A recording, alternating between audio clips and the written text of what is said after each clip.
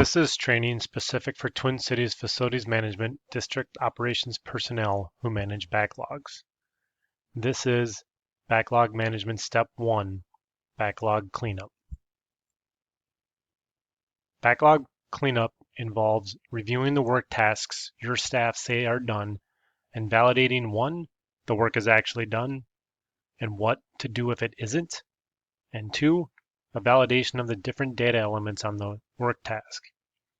This validation is important to ensure the data integrity and accuracy FM needs to become a more data-driven operation and for our team to move towards our strategic vision of enterprise asset management. This process involves reviewing all the tasks marked done and determining, is it actually done? If not, reopen. If it is done, move it to complete, or if there are open issue requests against it, moving it to on hold, restock. The remainder of this training will be a step-by-step Tririga instruction guide for how to comply with this process. After opening Tririga, your home portal will look like this. On the right, maybe not at the top, but somewhere will be the portal titled My Organization's Active Work Tasks. Find this and click on the Maximize window box. This is all the active work tasks assigned to the team. In this example, there are 514 work tasks that are in this backlog. For reference, active is all work tasks with a status other than complete, closed, or retired. Everything else will appear here.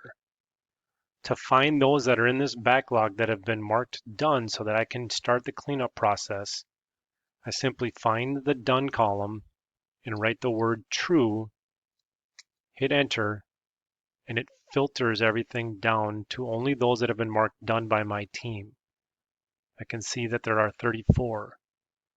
If I wanted to change this and only show those that aren't done, I could write the word false, and it only shows me the 480 that are not done.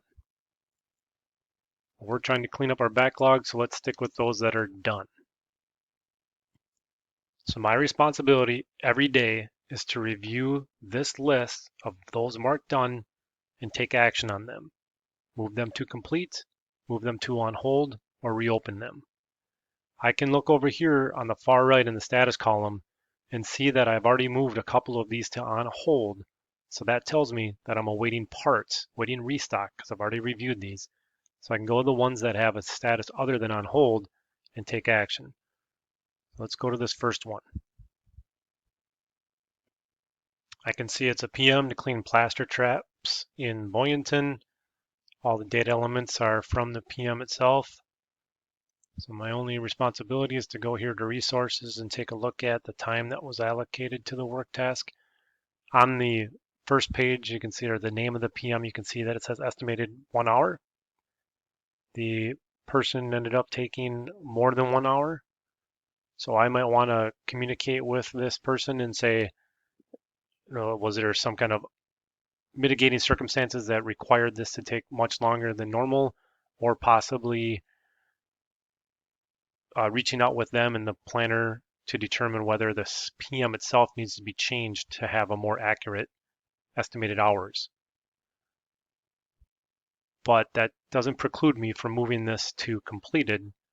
So after taking that step, and if this was one that is a non-support, you'd want to take a look at the cost allocation tab as well, just to validate that the counting string is accurate on the work task. And if it's not, again, change it on this work task, but also communicate it with your planner to make sure that this gets updated on the PM.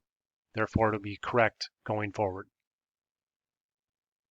Now to complete this, you simply click complete, and the work task is removed from the list because we have it filtered to only show those that are done. I continue the process by clicking on another work task, reviewing the data elements. I can see this is another PM, 25-hour PM. Take a look at the resources. See that there's only 5 hours against this PM. So I might question whether this one is truly done or not. And if it is truly done, again, if 5 hours is the accurate thing, I'd get back with my planner to get this updated. I can see that there are requested parts here, which this is going to stop me from actually moving this to complete. And as an example, what I'm going to show is I'm going to try to move this to complete, but it says all inventory BOM records should be issued. I cannot move this one to complete. So in this instance, what I would do is move it to on hold, assuming that I've validated everything else and this is a work task that is truly done. I just can't move it to complete because I'm waiting restock. I will click on hold.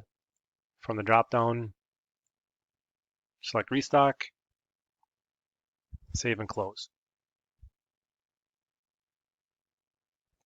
I continue on with the process, clicking another work task. This is a non-PM, it's a corrective, had some broken control valves and steam traps. The person that worked it saying it's done. Looks like it's written against the correct asset. The location, I want to validate that that's accurate. Again, look at the time log to see how many hours have been put on this work task. It's 38 total hours. Does that seem accurate for this type of work? If it does, great. If it doesn't, potentially partner with those that worked on it and see if corrections need to be made.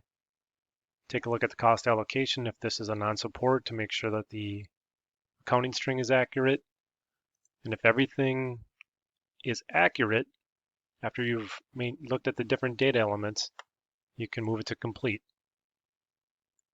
This is another one that had BOM records should be issued. So you would move it to on hold and select restock.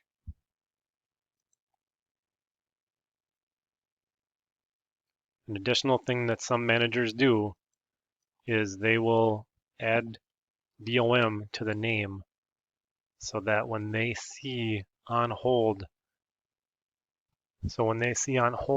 back on the portlet, they know that this work task has an open bill of materials against it, and I'm waiting on materials either to move this work task to complete, the status to complete, or the employees are waiting on parts just so that they can execute the work task. Now I'll show you an example of if after you review a work task, you determine that it is not complete, it needs to be reopened. So let's say you reviewed this one and you just know that there's lights that are still out. It was marked done accidentally. You would uncheck the done box. And then in the resources tab, you would take a look at the resources that are currently assigned. If any of them need to be removed because they're not going to work on it anymore, or if you need to add anybody, you would go ahead and add that. Then you save.